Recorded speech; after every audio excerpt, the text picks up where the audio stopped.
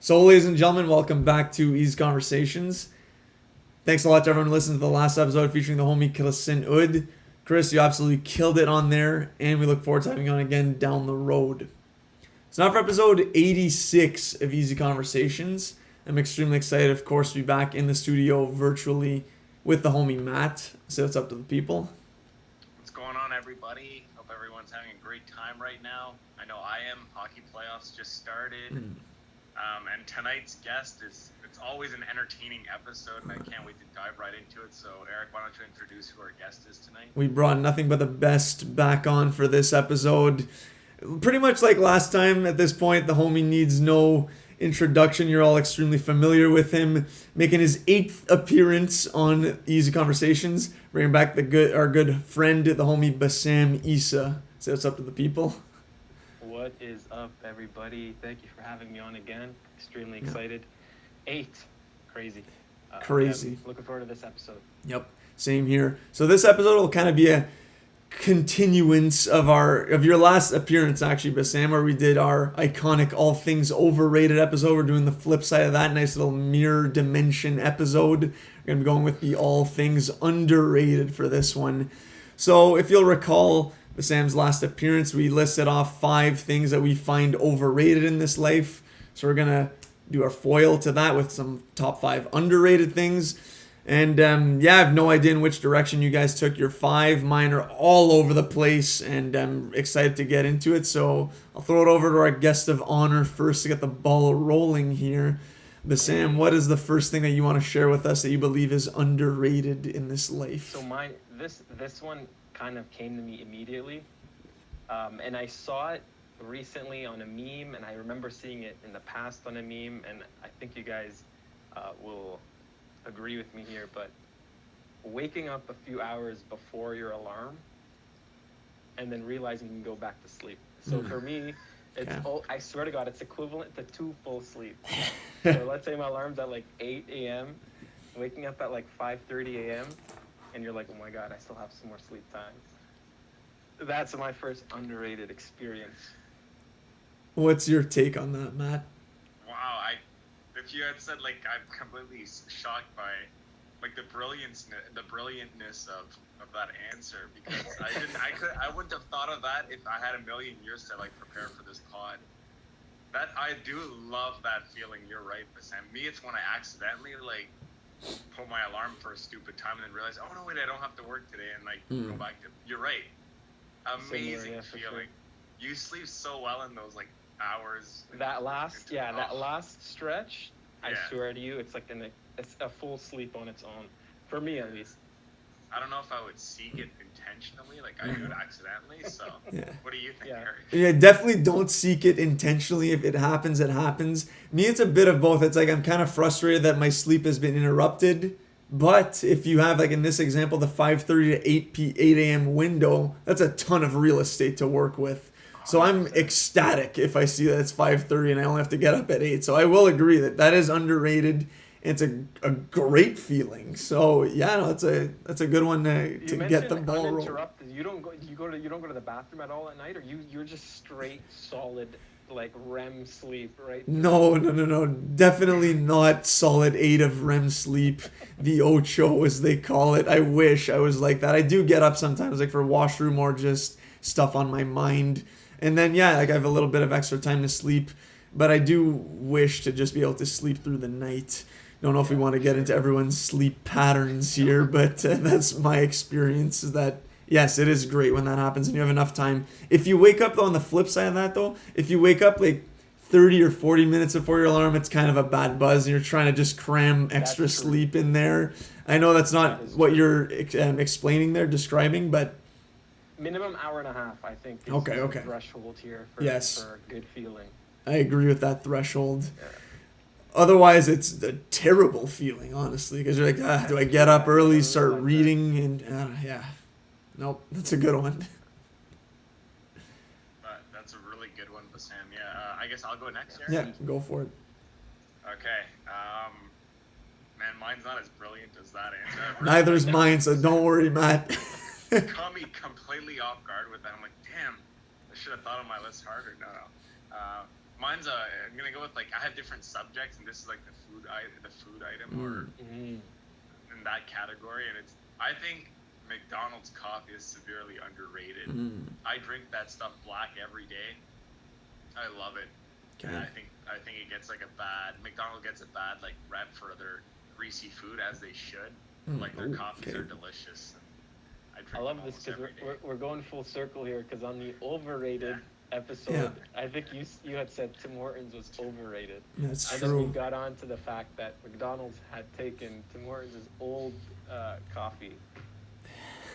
That's hilarious. Yeah, I do like McDonald's coffee. I've been starting to drink a bit more coffee than before. I remember on that episode I told you guys I don't drink coffee. But recently, like, I've been gymming consistently, and I'll have like a small coffee an hour before the gym, and like it just kind of works as a little pre-workout. So yeah, McDonald's coffee is good. So yeah, like you said, calling back to that episode, you, I believe, said coffee was overrated. So are you kind of coming around on that take that it might not be overrated? It's still overrated. I don't enjoy the taste, to be honest. And then, like, I'm just drinking it for the purpose of getting a little buzz before my workout, you know? I haven't gotten to the point where I need it or rely on it to wake up or function throughout the day. But no, it's still overrated to me. Okay. But McDonald's coffee, underrated. Okay.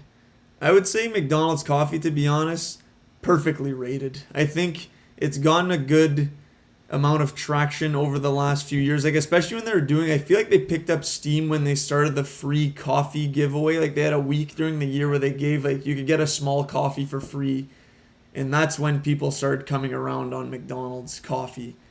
And I love McDonald's coffee. Not a bad thing in the world to say about it, but I'll say rated. I think it's up there. Like if you're going like toe to toe with Starbucks, maybe you could say it's underrated because people always bring up like Starbucks second cup in that conversation. So underrated in that sense. But I think now it's at a good place in the world of coffee to be just good coffee. You know what I mean? Yeah, for sure.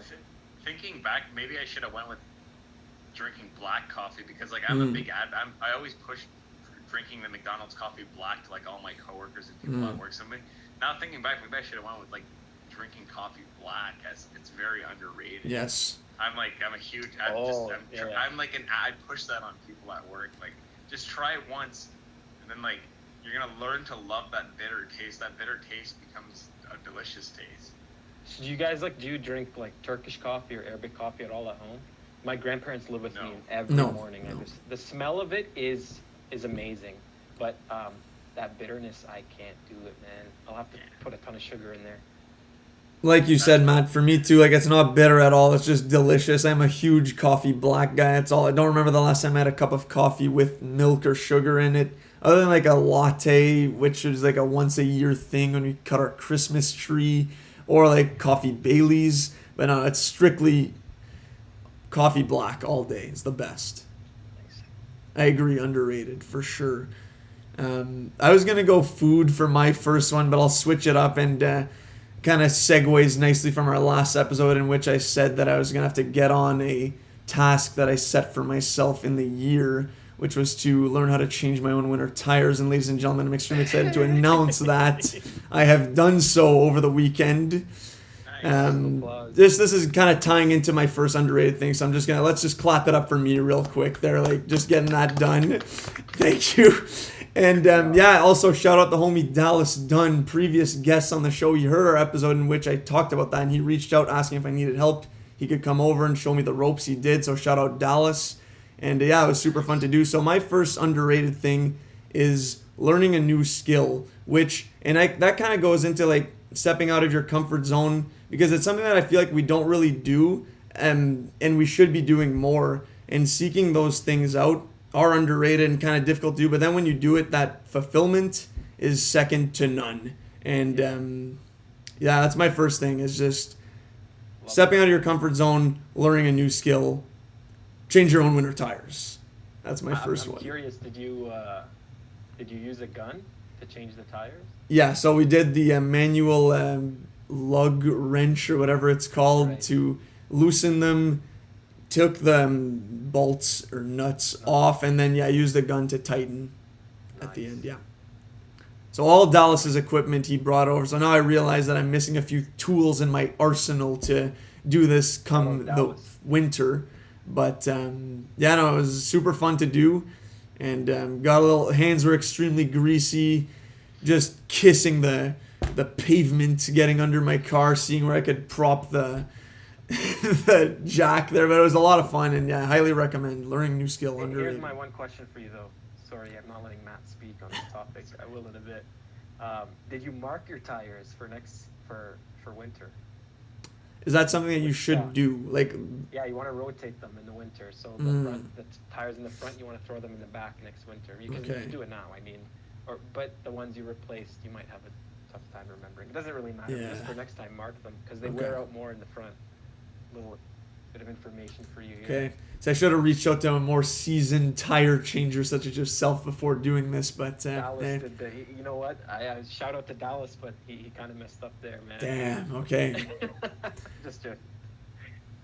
But yeah, Eric, putting yourself out of your comfort zone and learning a new skill, that's a great like thing you brought up there, because it's not something we love to do, but we're so happy when we do it, when we actually do it. And it hurts to admit, it's very underrated and hard to admit, like, yeah, I don't know how to do that, I need help. It's slightly embarrassing. I know people that will never admit like they can't do it or they need help. They'll just stubbornly try, and they fake it till they make it, or whatever that attitude is, and they're never going to learn anything. So I'm not the handiest person ever in the world, like, I admit that, and like I love being shown like a craft around the house, or something, how to fix something, or repairs. So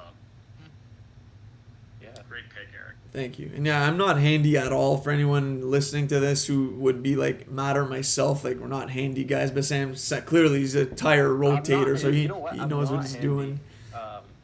I'm just maybe a bit handy with the tires because I watch my dad do them every single, twice a year. But he still barely lets me do my own. I just have to just give him the tools, take the tires, bag them. But just mark them. Like watching, you learn a lot. Yeah. Which is dope. So good for you, man. That's awesome. Thank you. Back was killing me the next day, but worth it. It was a good back hurt. Yeah. So I'm up next. Pass it on to you. Yeah. Yeah. So I don't really have like topics like food and then something like mine are sort of just like experiences most of them are experiences. But my next one is because I felt it twice on my vacations. So first time in Vietnam and second time in Greece. It's the feeling of actually getting back home after being homesick from a long trip. And I realized my threshold for trips like these, where you're doing touristy things, is 2 weeks. Honestly, maybe 10 days. After 10 days is like, that's where I'm pushing it. In Vietnam, I was there for 3 weeks. I remember that third week, I was just like, I miss everything about my house, my bed, my toilet, everything. So that feeling of actually, arriving back in your city, pulling up to the driveway, getting back into your home is, I think, a very underrated feeling. Yep. You guys, can you relate? Absolutely. Every family trip I've taken where it's like longer than a week is like I need my own toilet, and it's the best feeling ever. Like when I get homesick actually really easily, and maybe that's why I've not gone on too many trips in my life. I'm too I don't want to step out of my comfort zone. But that's a whole other topic. Good pick, Sam. I like that your things are my list is more materialistic and categorized almost, but you got like specific instances in life. I love that. Yeah, experiences. No, I 100% agree with Sam. We just got back from a trip a few weeks ago, and it was a 7-day thing. And by the time it was our last morning on the cruise, and we were like, this was such a good trip, so much fun, but also we're ready to go home and ready to get back to our bed and our house and all that there. So no, I 100% agree. Going on trips is the best. It's so much fun. It's the perfect escape. But yeah, that routine, you kind of miss it as well. Just having everything that's yours from back home. No, you said it very well. I agree 100%. Super underrated. Yeah. Yeah. Wow. All right. Category right now is music. Oh, let's go. I think we talked about this honestly again last time when we overrated. We definitely talked about rappers, but like very underrated rapper here, Freddie Gibbs. Let's go, my guy.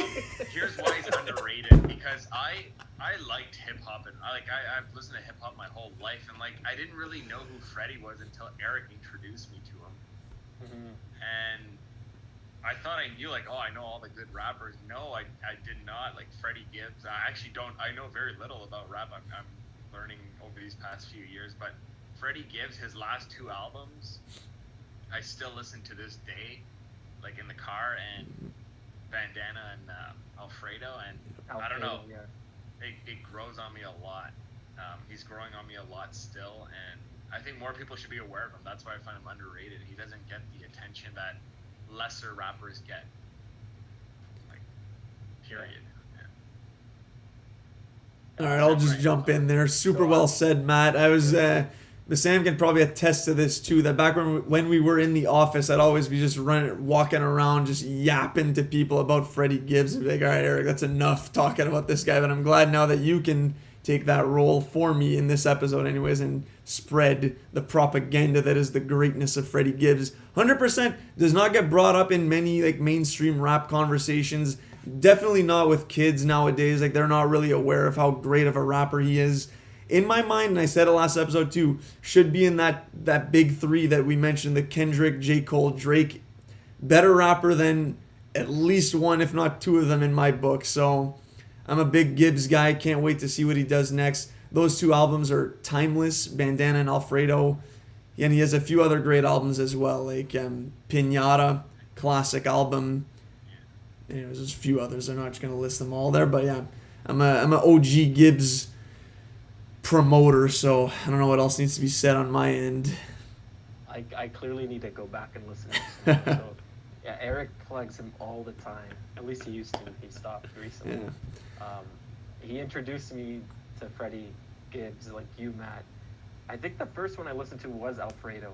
I don't remember it. It was a great album. I really enjoyed it, but it's just that style of music I'm finding myself going away from. Like, Eric will also plug Benny the Butcher. Like, it's just not my jam. Or just Griselda, Wu-Tang Clan, like those kind of artists. I'm finding myself not really listening to them as much. But I gotta go back, maybe listen to Alfredo one more time and peep some other stuff. On the topic of music, go ahead. You're gonna say something? No, I was gonna lump in Benny in there too. It's funny to mention him. On the topic of music, I've been listening to a lot of like classic soul, Motown, funk, like Otis Redding, Sam Cooke, Bill Withers, Jackson 5. Like, that's been my jam recently. I have satellite radio finally in my car, and I'm just on the classic soul, Motown, funk channel all the time. I don't change it. So that is kind of underrated. Maybe you guys should check out some classic soul artists. Nice. It's a huge blind spot for me, so yeah. Bonus underrated. I was actually just talking about music now, made me think like little underrated is to just like listen to different genres of music, kind of like you and Bassam, they're experimenting in the soul genre. And like me too, like I like throwing on some old rock every now and then. Like who did I just listen to the other day? Dark Side of the Moon. Well, I listen to the Doors a lot now. I can't really say they're underrated there, but oh my God, Pink Floyd is who I was listening to. And like that's like music I don't listen to at all there. So it's nice to switch it up every now and then. But my real pick here is gonna be, I feel like this is very underrated to do, like to pass the time, puzzles. A big puzzle guy. We do them all the time here. It's a great like way to just not be in front of a screen, focus on making some connections here and there in the pieces, painting a picture without the brush. You know, you're just doing the work. Love that. I said love that. Oh, love that. Okay. I thought you were saying something else. But yeah, no, puzzles are, I feel like a lost art too. It's a great way to connect, do it with a few people or partner, parent, whoever. It's just a great time. And normally they're nice pictures too. So like we have some that we're going to do of like a bunch of destination cities around the world, like Australia, London. We have a few others there, I forget. But like some of them are places that I've been to. So it's just nice to be like, oh yeah, I've been to this city, like in like London, obviously there. So brings back nice memories at the same time. And like I said, the big thing though for me is not being on your phone and like watching TV and probably not listening to well, sometimes if I'm working on a puzzle alone, I'll listen to a podcast there, but yeah. So that's my pick, puzzles. Great pick, Eric. That's like gonna be a thing I'm gonna get into this year. Is I don't know if I should say that. This might be the last time I record this podcast in the place I'm at right now. Just foreshadowing a future announcement. Anyways, I'm just gonna say puzzles might be something I start doing in this new habitat of mine down the road. It's a good It's very activity. busy at the moment, but like I've every time I've done a puzzle, I've loved it because it's like I don't think of anything else, like you said, Eric, and I do listen to music or podcasts during the puzzle making. But what I love is the hard ones that you're never gonna finish in like those 2-3 hours you sit down or hour. So it's like you know that, and you're just taking your time and you're enjoying the journey is as fun as the destination thing. Yeah. So. And I love introducing puzzles to people that don't necessarily like do them a lot. So I like giving them as gifts. Is what I'm trying to say. I like buying puzzles for people. Yeah. So good pick, Eric. Yeah. Definitely a good gift idea. Yeah. I've only done 1 or 2 puzzles in my lifetime. So most recent one we've done as a family was like when the pandemic started. Went out and got, I think it was a 1,000 or 2,000 piece puzzle. 2,000. I think it was 1, to be honest. I'm not gonna say it was 2. I just can't remember. It was definitely 1,000. And I realized quickly that I don't have the patience for it. Like I did the outside of the puzzle. Nice. Hey, setting the some base. Of the corners or whatever, the easy stuff. And then and then I noticed my dad just every like couple hours he'd go and start working on it a bit. I'd help him here and there, but like I wasn't truly focused on finishing the puzzle. It took a long time to finish, and when we finally finished it, like my dad wanted to frame it, but we never ended up framing it. But yeah, puzzles are a good way to pass the time for sure. Severely underrated, actually. I think that's good. I can't believe I didn't think of that.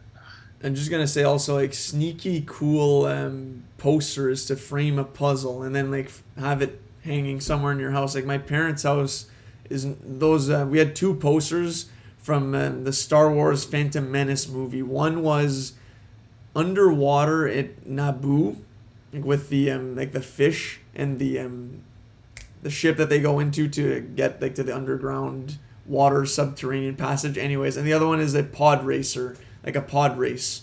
So those were like really cool puzzles that we did when we were kids, and then we hung them up as posters in frames for the longest time. It's just like a pretty cool little wall art. And agreed, also great gifts. Little custom puzzle for whomever you want. Yeah. All right, my turn, number 3.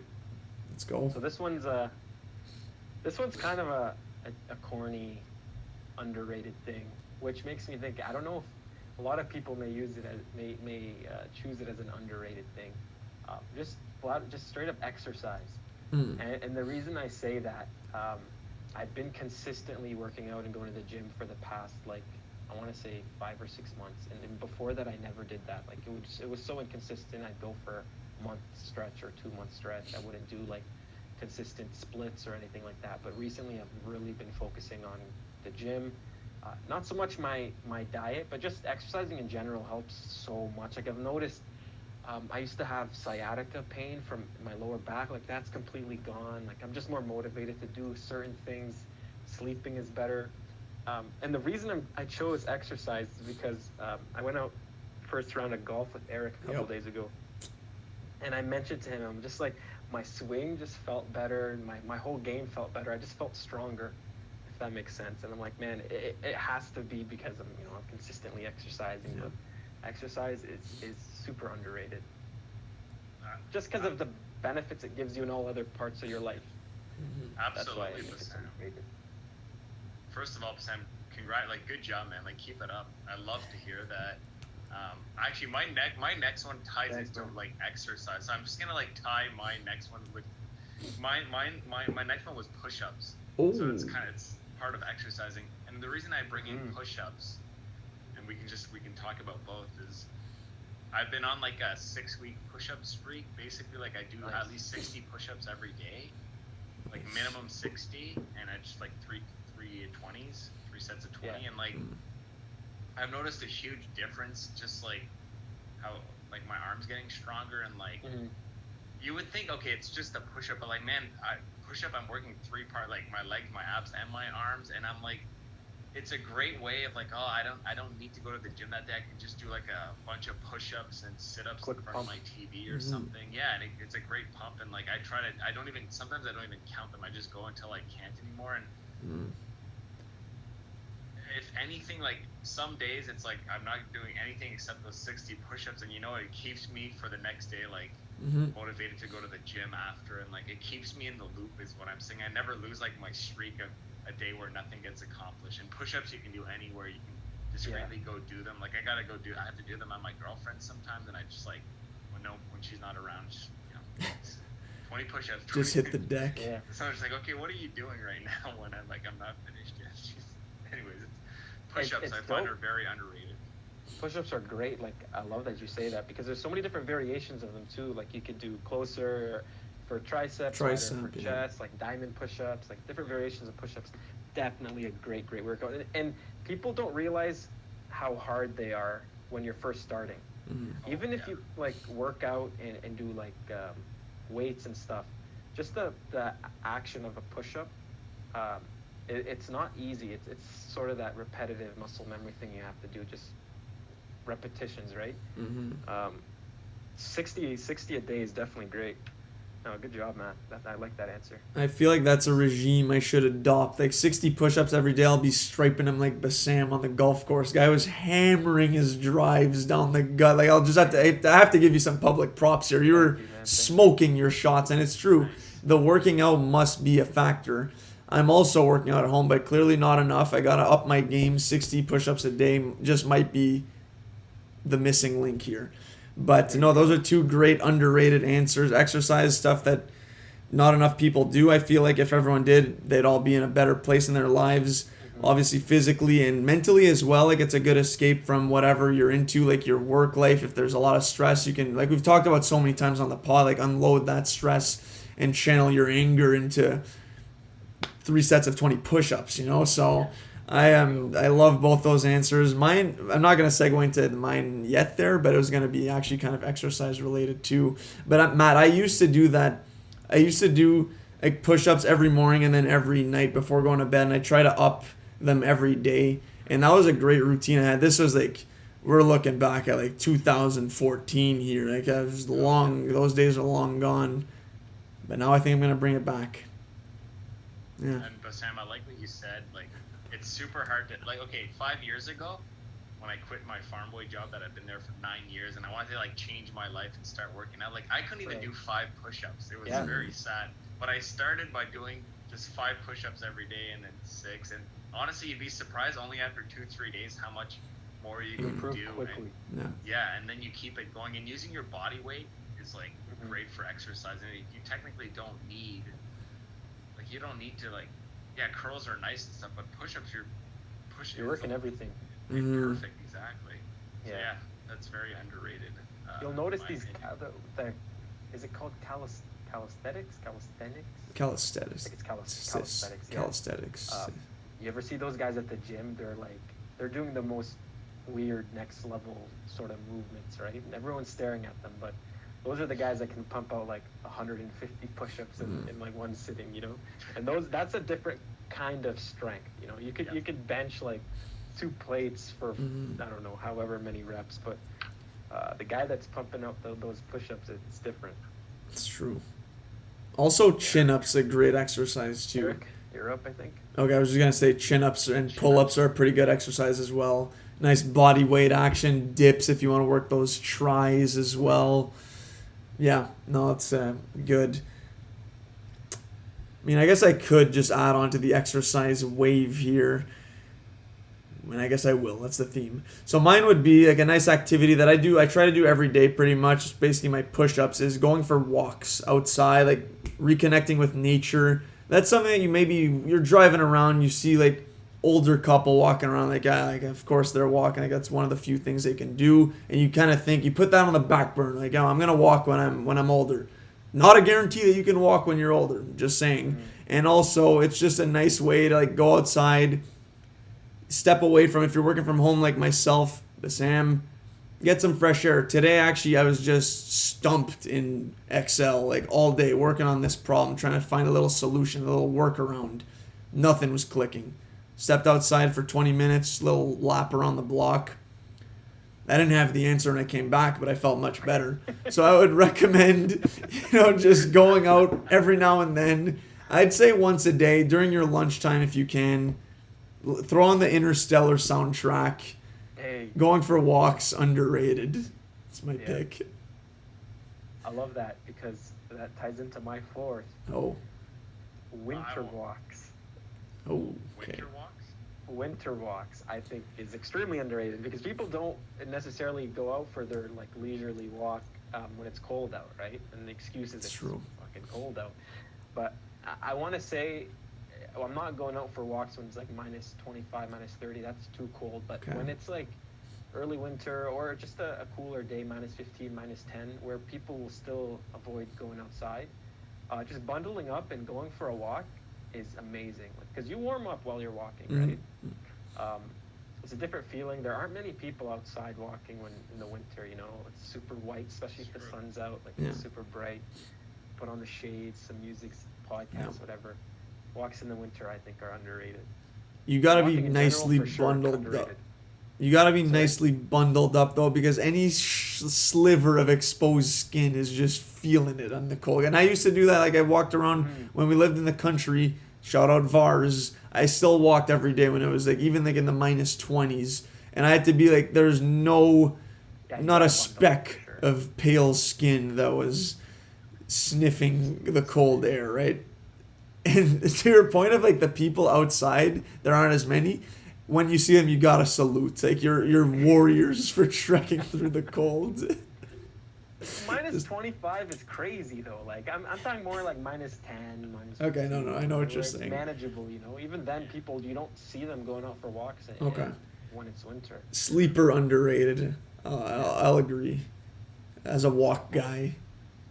Yeah, good answer for both of you. Like good pick from both of you. Like that made my long list. Walking outside, but I eliminated it for other things. But I'm glad you guys brought it up. I've only owned a car for like a year now, so I used to walk everywhere, and like I learned to love it. And that's where I listened to all my music and podcasts, hours and hours of podcasts. Like I had like 6 different shows on rotation every week, like crushing it. And like the only crappy part is when you go buy stuff, you have to carry it with you after the fact. Yeah.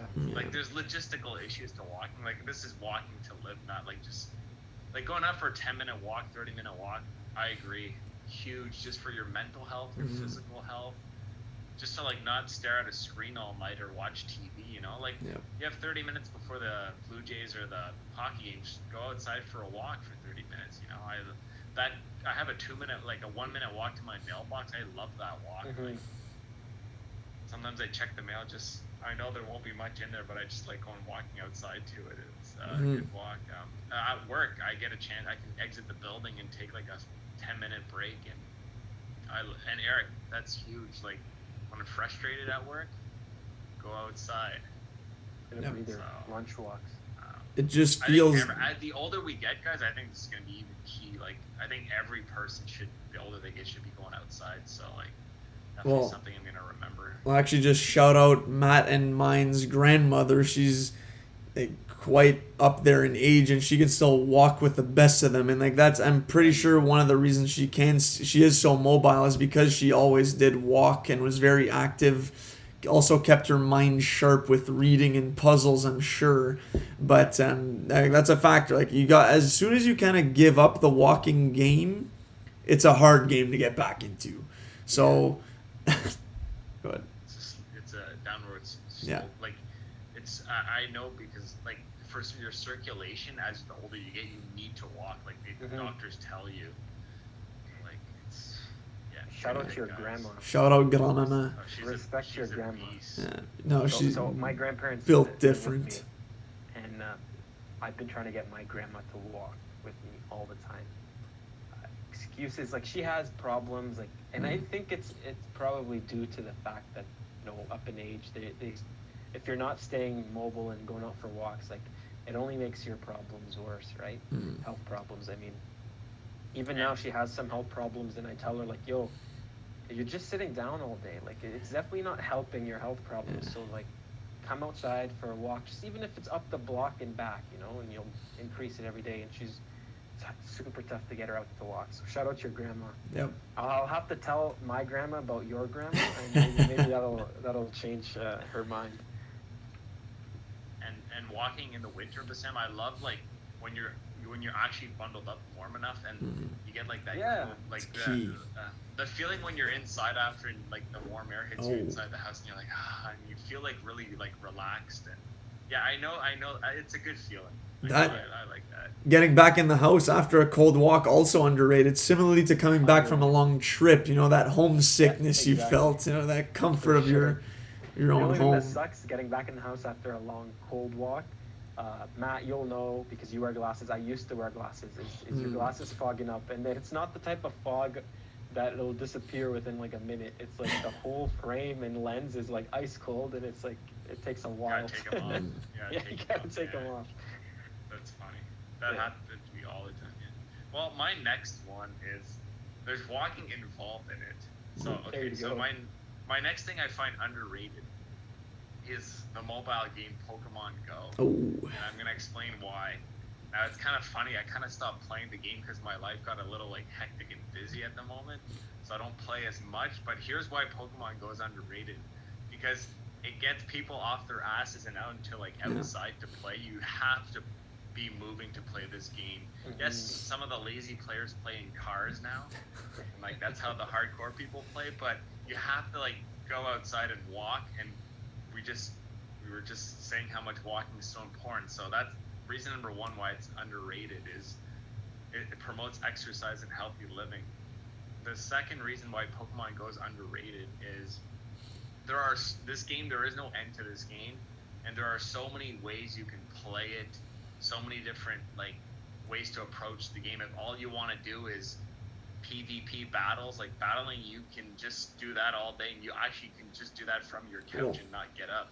If all you want to do is go to the different gyms and take them all down around your city, that's what you can do. If all you want to do is catch stuff, that's all you need to do. Like there's literally 10 different ways to play this game, which not many games can boast about that. Like it's a very like you're not bored, you're not just stuck doing one thing.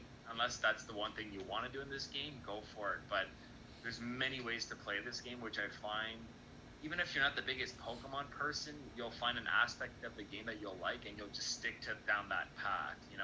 If you're really into it, you can spend money every month and be like really like hardcore. And I used to be that way like years ago, but you can do all these cool things like using real life money, sadly. But it's kind of fun. It's addicting. Or all you want to do is free to play and just go out and walk into your parks and catch stuff. You can do that. So yeah, Pokemon Go is super underrated in my opinion. Like it's really fun, very time consuming, and like I think more people need to be aware of it, because I find a lot of people do like it. It's an easy game to pick up. I'm not a fan of Pokemon. Okay. Super tough look for me. No, that's down right now. And I remember when it was hot, like all my friends and cousins were out playing. I could definitely see why you find it underrated. Maybe I'll try it one day. I don't know. It's just, there's so many things you can do in the game, so it's like, Yeah, I mean, I don't know why I never got into it, to be honest. I never played, and and I'll say still am, huge fan of Pokemon. Like I got a game on the Switch a few years ago for my birthday. I was pumped about it. Like I'll still play the video games. I used to be like very into it. Like I think I said already on the pod, I'd battle people online, like set up times and like train my Pokemon a specific way, but never did Pokemon Go. Maybe it's because I was staying away from it because most people were getting into it, and then people who aren't as big Pokemon fans as me, I'm like, like you're just doing it because everyone else is doing it, and as a rebel or not wanting to fit in, or like a hipster, I don't know. But never gave it a chance. And I don't know. Here's the thing, like, it's a huge time eater, Pokemon Go. Like, Yeah. as soon as I got a girlfriend, like, yeah, I was like, the game took a backseat. Like, I couldn't. The game requires your attention if you want to like be up to date with stuff and be like in the top ranks. Like, you have to like do stuff every day, and that's a commitment, but it's fun. But like I say, I hardly play now because I have so much other stuff going on. And but like when you're in it, like if you fall into like the Pokemon like black hole, it's the funnest thing in the world. And I've met so many people, and some I still talk to this Well, that's day. awesome. That's another underrated aspect. I've met just random people downtown Ottawa just playing the game, and now like I have them on my Facebook and I chat with them. Like, Nice. and that like got me out of my shell. Like when the game came out, 2018, or when I started going downtown to play in 2018. The game came out Okay. 2016, I think. But like you meet a lot of people, and it's like at first it's weird. It's like you're both staring at each other. You know you're both staring at your phones, and you're like, okay, wait, you're playing too, and it's very awkward at first. But I think it'd be a good game for introverted people that are into video games to go out into the real world and interact with people while still playing a game on your phone. The social aspect's very underrated. Actually, people don't realize how intense it gets downtown, and how like little groups and cliques form, especially using Discord app. Like, that's Pokemon lives on Discord now. Like, it's super essential to be on there.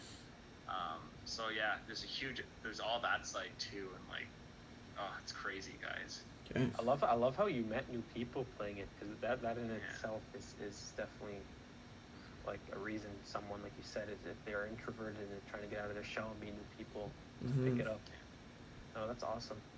Who knows? Maybe I'll try it one day. I doubt it, but we'll see.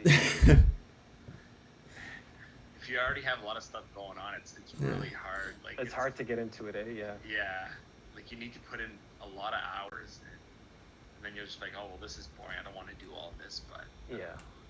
as someone who like lived, like, that game was my life for like a year, you know, when during COVID and before, you know, if you're not like, this game is a great distraction if you're not necessarily if you're in a dark place or having like suffering from stress and anxiety. This game like is a good escapism from the real world.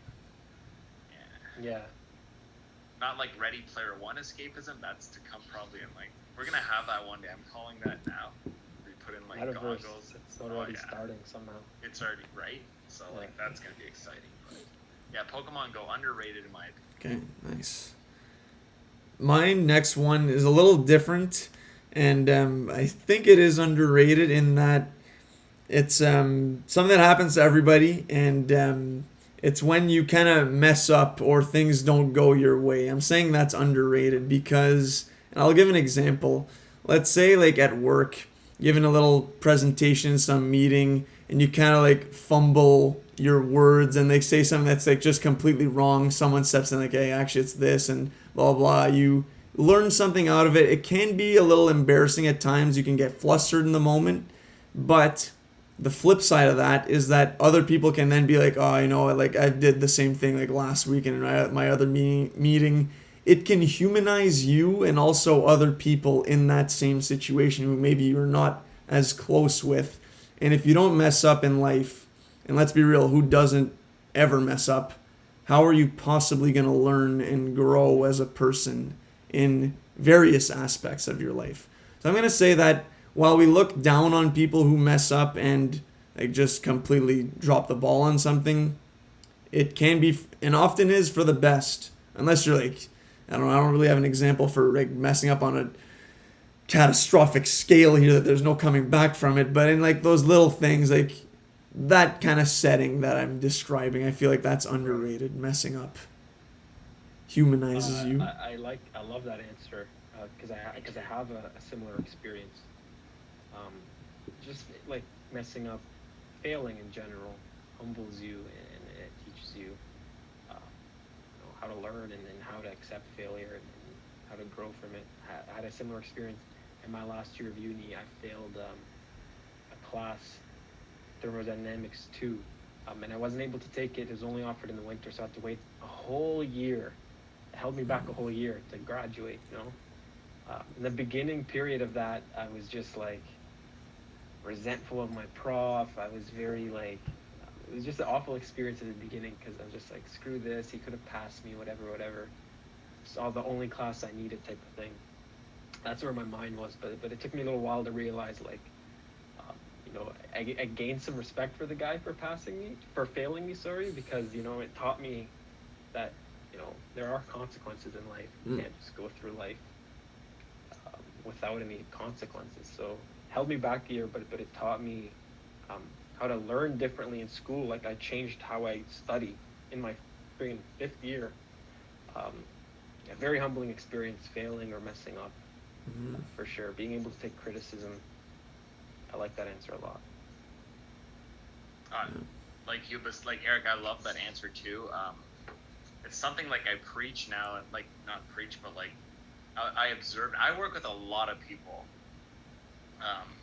Like I see a lot of people throughout the day where I work in a huge building, and like I can tell right away the type of person, like someone they're never, air quotes, I'm doing air, yeah, they're never wrong, and they are never gonna admit like they don't know something, and then someone that's like, no, I don't know, like teach me, show me how to do it, and oh, I messed up, like I'm in the camp of, oh, I messed up, like you're like, show me how it's done, and I learned so much, and there's no point pretending you know something or getting down on yourself for screwing up, like like in your presentation, Eric. Yeah, you have to like just but shrug it off, you know, shake it off, exactly. Like Taylor would say.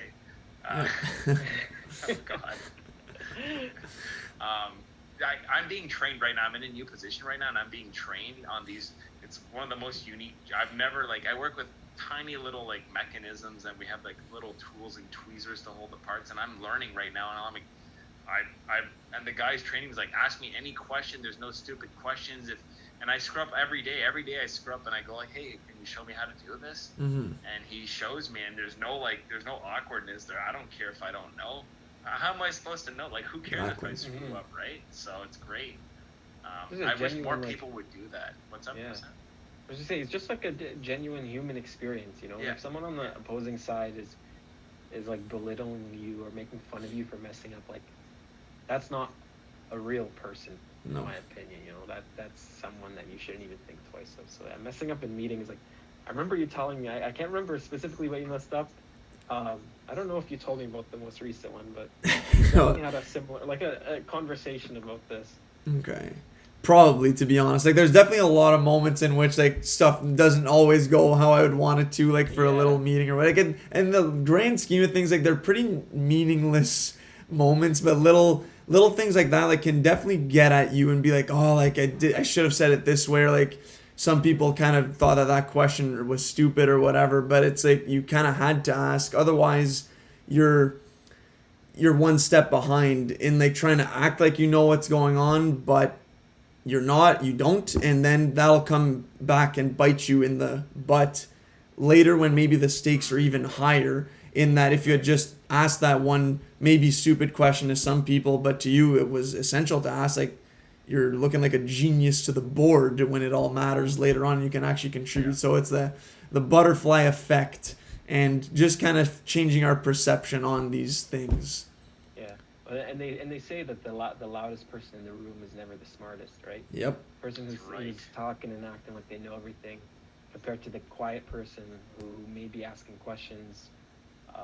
That's the person who's truly knowledgeable. Straight from the 48 Laws of Power. Well said. Yeah, there you go. So true though, and I work with a lot of I work in a manufacturing environment with heavy equipment and machinery, and like the machine operators that don't have a loud mouth, like they're the ones that know their stuff way more than the cocky ass joking. It's so easy to tell. They know everything. Yeah. It's so those guys are so easy to sniff out. Yeah. And read through them like a book. Yeah. Yeah, it's hilarious. Like that's exactly what it is. It's too funny. Good. That's a good one. Good answer, Eric. I like that a lot. Thank you. Me too. My next 5th one. This is the last one. Yeah. This one's sort of funny. Hopefully you guys can relate. Baby wipes. I don't leave the house without baby wipes. Traveling essential to bring baby wipes. On the plane, I keep baby wipes in my car, in my bag when I used to go to work. Baby wipes. In my gym bag, I have baby wipes. of course, for what you think I would use baby wipes Mm. for, but also it's very versatile. Like recently, I went on a hike with a old coworker. Hey, My shoes were extremely muddy, and I had just gotten my car detailed. So I'm like, I can't, I'm gonna go barefoot here, or I gotta find a way to clean this. I had baby wipes in my car. okay. Baby wipes Clutch. extremely underrated. I could see that. Don't know when the last time I actually used a baby wipe was, to be honest, but we used to have some, like, at my parents' house, there were some, and, like, I guess to clean, like, your car and stuff on the inside, like, spring cleaning coming around, I'm probably going to be needing to clean the inside of my car, so maybe I should stop by Walmart, quick $5 purchase, get some baby wipes. No, I agree, like, especially that situation you just described, like, that's super clutch that you had some, not have to muddy up your freshly detailed car. So no, I like that pick. I'll co-sign that. Sick. Yeah, as a messy eater, like I guess it would be useful for me to like clean my hands and my face in certain situations. I threw me completely off guard with that answer. Matt, Wipes. like when you're Well, eating just- when you're eating ice cream, Matt, just wipe the baby wipes would be essential. Or Yeah, a the one slice of time a cake year I in eat the ice cream. summer. Yeah, I don't eat like once a year, maybe I'll have ice cream. As you Yeah. guys know from the last episode. Yeah. Cleaning up, like, baby wipes are a clutch in those scenarios, but, like, also, I'm just gonna go back right to it. I have IBD, and they're just super clutch in those Yeah. in those Right. scenarios. So, just in case the listeners didn't understand why I like baby wipes, not to Yeah, I clean my definitely mouth got or it. shoes. Yeah. Yeah. Just always stepping into mud.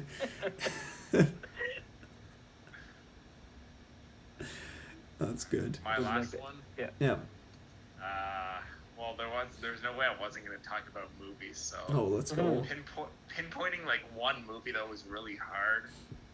I have definitely like I wrote like 10 movies down I find are underrated, but like that could be a different episode. But I'm just gonna go with one movie, obviously. This movie, though rated very highly online, is I find nobody talks about anymore. It's actually a Jim Carrey movie, drama with Jim Carrey, and he excels in this movie. Called Eternal Sunshine of the Spotless Mind. Have you guys heard of this movie? I've I've heard seen it, of. love it. Haven't seen it. Yeah, okay. I love this movie too, Bassam, and Kate Winslet's in it. It's like a serious drama, but also like kind of there's some funny parts, but it's about a relationship, and there's a there's like a science fiction aspect where like there's a company that exists that can erase memories from your brain, and it's about a relationship that eventually goes sour, and one of them wants to erase the other one from their brain, but the movie's told not in a linear way. The movie's kind of told in the way that the character would experience that relationship in movie. It's like we don't get all the pieces right away. I don't know if I'm doing a good job of explaining the movie, but like it's very like once the more the movie goes along, you're like, oh, I see what's going on, and it doesn't start at the start. Anyways, Jim Carrey excels in this movie. Jim Carrey's a good dramatic actor. Okay, like Truman Show, this movie, he's really good. Cable Guy. Yeah, Cable Guy's hilarious. And every time I watch this movie, I'm like, it gets even better. Like, I'm like, this movie deserves so much love. And there's certain quotes I remember from the movie, like having seen it so many times, and I always laugh my ass off. You know, like Tom Wilkinson's in the movie, Elijah Wood, Mark Ruffalo, Kirsten Dunst. Nice. It's just a very weird movie. Like they do stuff in the movie that like you wouldn't expect, like going into people's heads, and like it's a really unique movie. Love it, and I love it. You're making me want to watch it again because I've only seen it once, and I do remember being really confused because, like you mentioned, it's not linear, and I was confused, but it does sort of really tie in at the end very well. They were like basically, I don't want to ruin it for Eric. I'm going to. They like fall back in love, right? Oh, okay. Don't like, want to spoil don't know it, if but I'd spoil say it. That's not spoiling anything. I have to watch it again. Yeah, that's not spoiling anything. This happens fairly on, but like there's moments because of the whole like erasing memories thing. There's a lot of confusion in the movie, and then you get the whole picture, and you're like, oh, we see what's really happening. But the movie has a lot of heartbreaking, intense scenes of like couple scenes, kind of like Marriage Story with Adam Driver and Scarlett. Yeah, like that is those true. intense scenes. There's a lot of that in the movie, and they're super well done.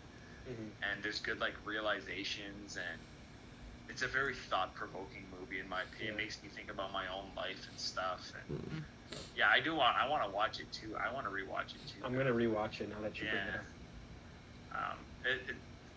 Jim Carrey totally like different from his other roles, and he excels in this movie. And Kate Winslet's always great. So Yeah. Eric, you would definitely like put on your watch list. Yeah. I will. Eternal I think it's on Sunshine of Netflix, the- Eric. Oh yeah, okay, nice. I think so. I'll That's where I definitely watched check it. Unless they took it off. It's probably somewhere. So Okay. Yeah. I'm on 4 of the main streaming services, so hopefully it's Yeah, on one of them. Nice. All right. So I'll close us off here. I was torn between 2, but I realized that there's not much conversation to go off by saying pears are underrated. So I'm gonna go with my other one. And my other one is, this is something I want to do down the road when I own a home, in that I haven't done this in the place that we're in right now, is establishing a good relationship with your neighbors. I feel like that's super underrated. And when Andy and I moved into this place, we got no warm welcome from our neighbors, and I was kind of, and still am, annoyed at it, I'll just say. Like, you expect like a casserole of some sort, some sort of baked goods to be delivered to your door, and just a nice like, hi, I'm Linda, I'm Tony, whatever, Not even a hey ho. There you go. Exactly. You didn't even get a hi. I haven't gotten anything. If anything, I've been Wow. snubbed. I've given a wave and got a look of confusion. If you're not watching this on YouTube, just why are you saying hi to me? Just, I like to connect with the people, and there are a lot of perks to being close with your neighbors, or close. I mean, like, being on a good term, good relation, good standing with them. For example, throwing it back to 2016, hosting the nice Saloon Bros beer pong tournament. Let the neighbors know, hey, we're going to be having a little party in the backyard. There's going to be a few people here. It's going to be a little loud. They know about it. They're not going to call the cops on you. Had I known that I needed to expand my range to the neighbors 4 houses down who did call the cops on us, well, that's a different story. But the real ones who we were close with, they held it down, did not rat or snitch on us. So one day, that's my goal, is to establish a good relationship with my neighbors. I feel like that's underrated. You go away on vacation, hey, can you pick up the mail for me for all week long? No problem. How many more examples I need to give? Establishing a relationship with your neighbors, underrated. No, I totally agree. And another aspect, like they might be, it might be a 70-year-old man that has the knowledge of like whatever his trade was, and he can help you with so many things. You're outside working on your car. Yep. He knows all about cars. He can help you with that. He can help you with landscaping. He can help you build the deck. He can help. There's like 1,001 examples Yep. here. You see that a lot in the country. Is the neighbor. People are really close with their neighbors if they have any, and they help each other with everything. So it's super key, Eric. Me too. That's my wish, to be friendly with my neighbors one day. And like right now, my neighbors are my family. My mom's my aunt and my uncle. So it's kind of like I'm already friendly with them. I hope. Yeah. Like, I avoid them at all costs. Yeah. I'm No, trying not to like definitely. shout right now because my aunt might hear me through the wall. But no, it's super underrated because they become your friends. Then you can do stuff with them. Like my dad used to go on golf trips with his next door neighbor. There you go. Now he moved to Kingston, so they become your friends because you see them almost every day, Yep. right? No, I Good- totally good. agree. Yeah, good pick, Eric. Yeah. Super unfortunate how you didn't get a warm welcome when you moved in. Right. That sucks because there's 2 sides of the spectrum. Either you're cordial or very comfortable with your neighbors. You guys are on how do I say this? On good terms with your neighbor, compared to awful terms. Because I have a relative of mine whose neighbor is just the worst, and they've been living in the house for 10 years, and it's just an awful experience. Little like turf wars, I want to say. I swear to God, like over like you're on my grass or whatever. Like it gets to that point where it's What? awful. So yeah, it could get to that point if you have a really crappy neighbor. So having a good neighbor is definitely underrated. Mine's great. because my mom has a home daycare. So our next door neighbor, when they had kids, they actually they came through my mom's daycare. My mom's daycare. She took care of them for like 2-3 years. So we're on great terms with my neighbors. There Like you go. gifts are exchanged. It's just when you have good neighbors, it's definitely dope. It's a game changer. Nice little. You're Game a changer. part of the community too. Mm-hmm. Also underrated. They just. Yeah. Anyways, one You day. want to surround yourself with allies, not enemies. You know where you're gonna live, right? You want to be comfortable. I'd be super uncomfortable with a neighbor that like thought like that I hated or like or got bad vibes off. Like that'd always be on my mind, right? Agreed. Hopefully your neighbor Eric's not some sketchy person like doing nefarious things like. So you know what? Now it's kind of on me to extend the olive branch to because we got new neighbors. Like the neighbors who were right next to us moved out, and now there's a new group coming in who they're doing some sort of renovations in the spot next to us. So I'm assuming they bought the place, and they haven't moved in yet. Like they've been in and out quite a few times.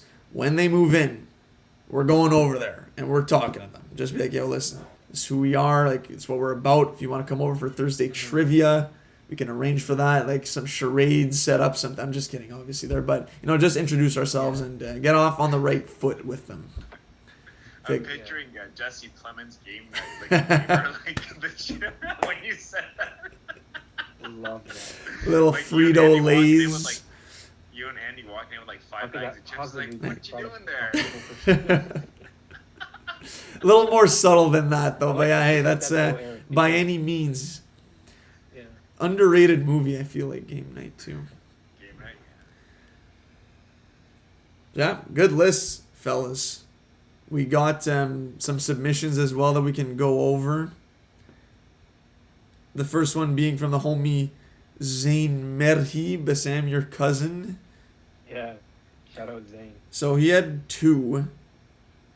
His were actually one of them we addressed. The first one was black coffee. He said, "Everyone calls me a psychopath when I say I like my coffee black."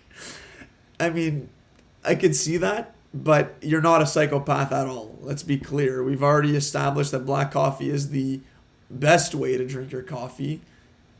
It is underrated, I agree, but you're doing it right, Zane. Zane's on that coffee game at 16. Just Definitely a different I don't think breed. It's a good habit to pick up at that age, but I've seen him drink black coffee at my house. So. He's on that Arabic stuff too. When did you start drinking coffee, Matt? Yeah, when I started working at Farm Boy at 16. Okay. But I drank double-doubles. Yeah. I was a double-double guy for like 4 years.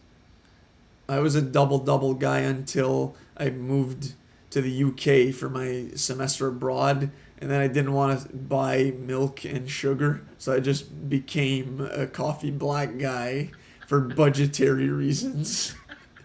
And also, like, my friends had like Swedish coffee, which was super. It just tasted good, so I got used to it, and then just started buying like Starbucks dark roast. It was great. And his next submission was pineapple on pizza. Most people hate it because the internet tells them to. Nice little conspiracy theory in the mix as well. I like pineapple on pizza. I agree that I don't know. I feel like most people hate it. I agree. I would say I guess underrated. I like it. Hate it. Okay. I don't like it. Yeah. Doesn't belong on there. Too acidic. Definitely two sides. Yeah, for sure. Que sera. So the next one is from our. Go ahead, Matt. I was just gonna say the internet does like steer people to like, oh, pineapple on pizza is wrong. It's true. That's a trend now. 100%. And yeah. So our next one was from our next submission was from our previous guest, Klasin. Hers was opening a new book for the first time, underrated. I totally agree. That smell, just the freshness and the excitement of a new book in your hands, totally agree. I don't read enough to get that sensation, but I am trying to read more. So maybe next time I buy a new book, I'll feel that. I mean, I like when I'm about to start a new book and I've read it, like I know it, like it's the next one in the series, or like I love the excitement of starting a new book. I don't know about opening like a freshly sealed book, or I can't remember what that's like, but I like starting a new book because I'm like, all right, what's the new adventure I'm getting on? But So does it I have think to be like a new book, or like can it be a used like?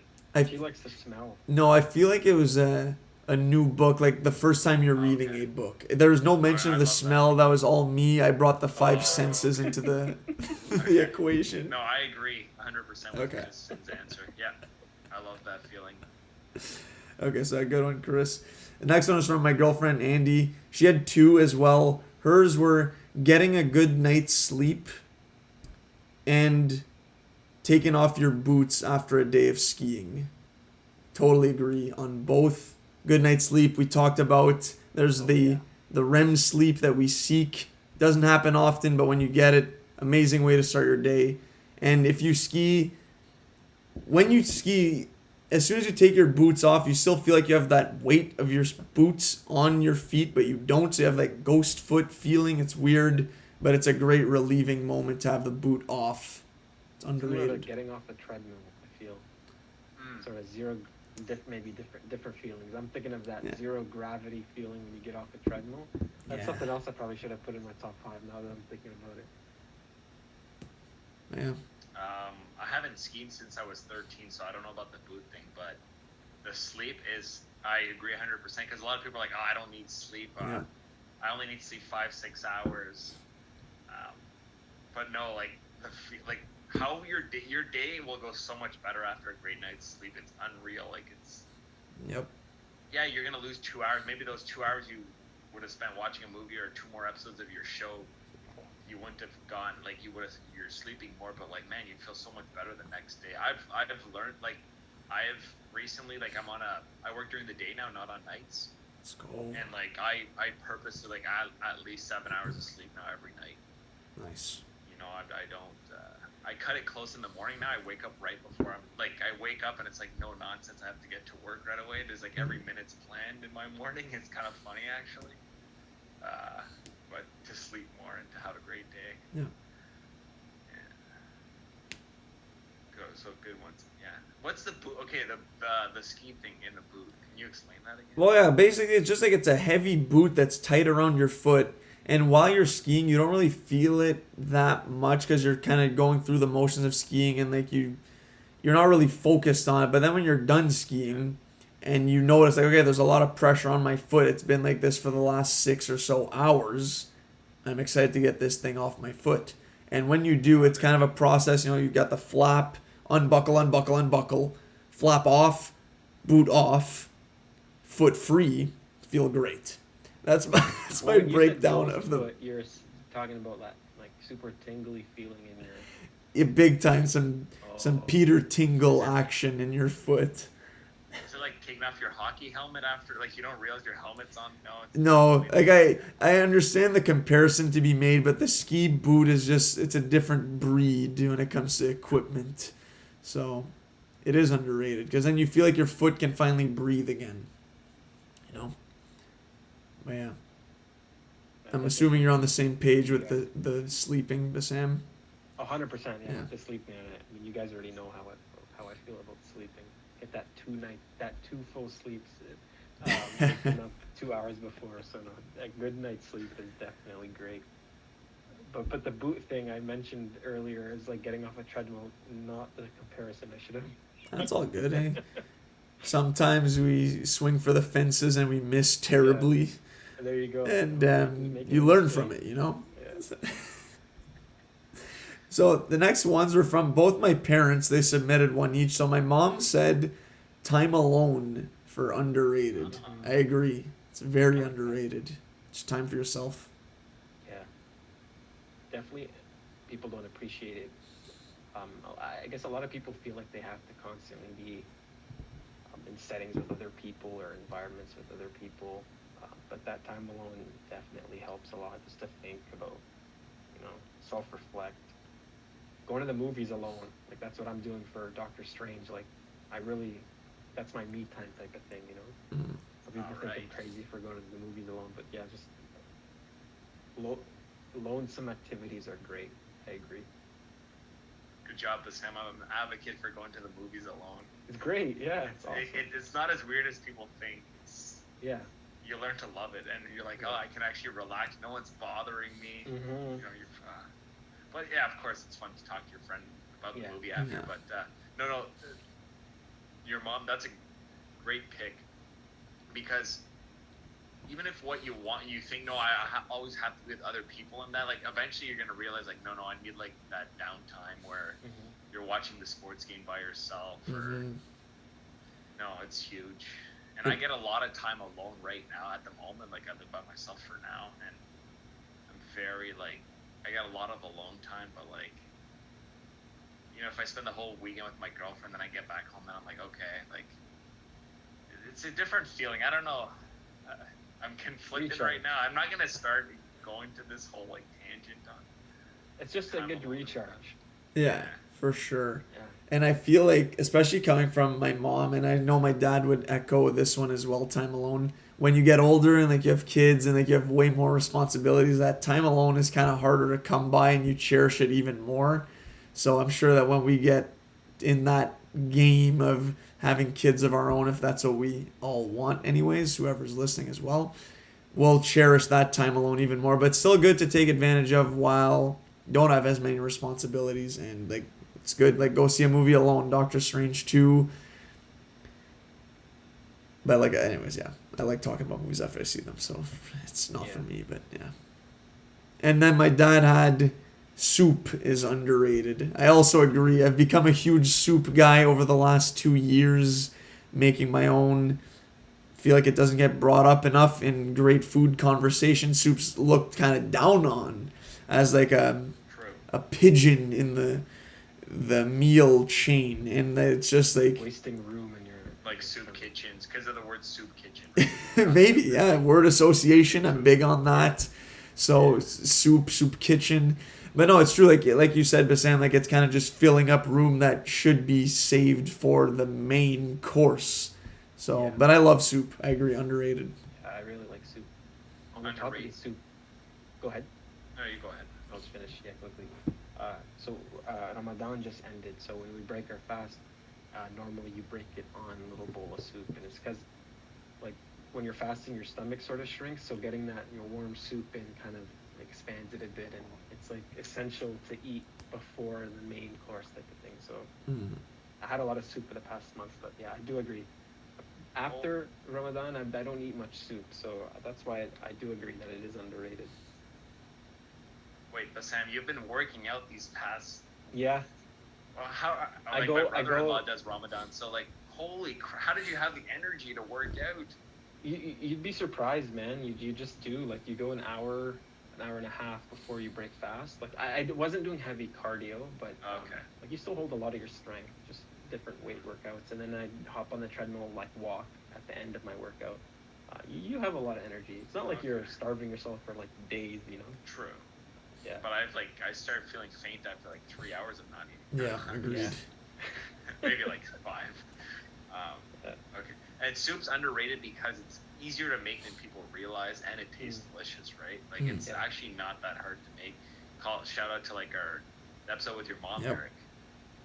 So have you gotten into the soup game, Matt? I remember, I want to say at the time you weren't making too many soups, so... Have I made my homemade soup yet? Absolutely not. I'm slacking in that regard. That's all good. Because I'm honestly, like, maybe in the future it's gonna change. It will, but, like, I don't feel like making a huge soup just for myself.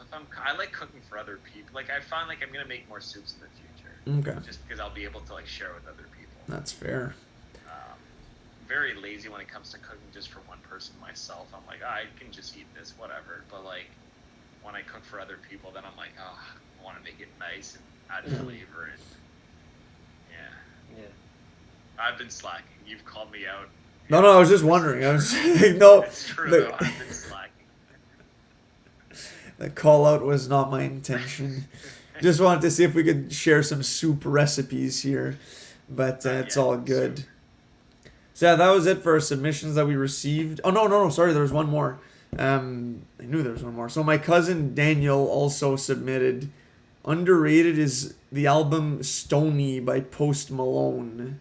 Came out in 2016. Till this day, there isn't a song in that album that will occur in my playlist that I will skip.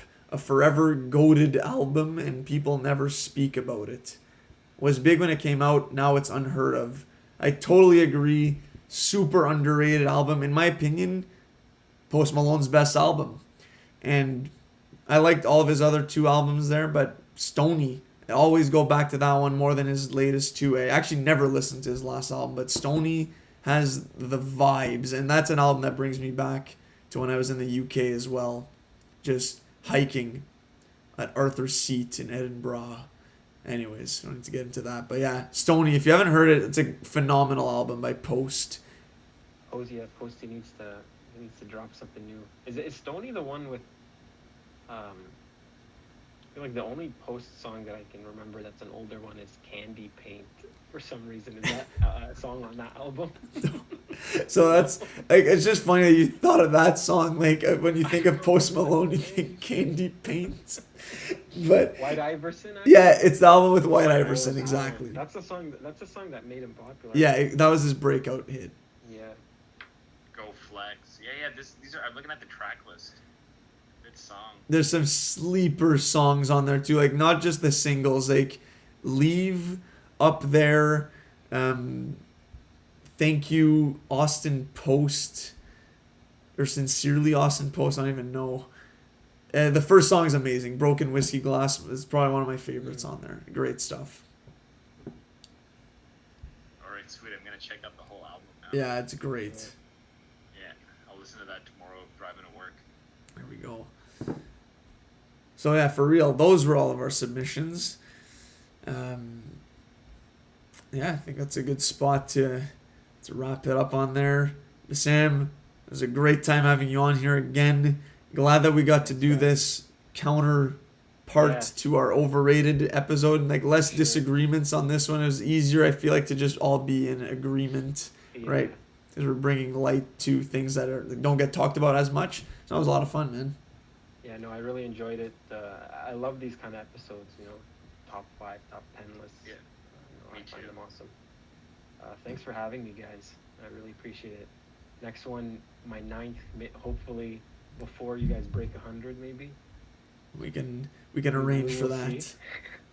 For sure. I don't see why that can't happen. Yeah, for sure. 99. No chance it's gonna be 100 though. 99, exactly. 999. For 100, we're bringing all our favorite guests. Yeah. On your show, so. Actually, that's not the worst idea. Yeah, that'd be cool. Nice little table readers of some sort. Yeah. Oh yeah.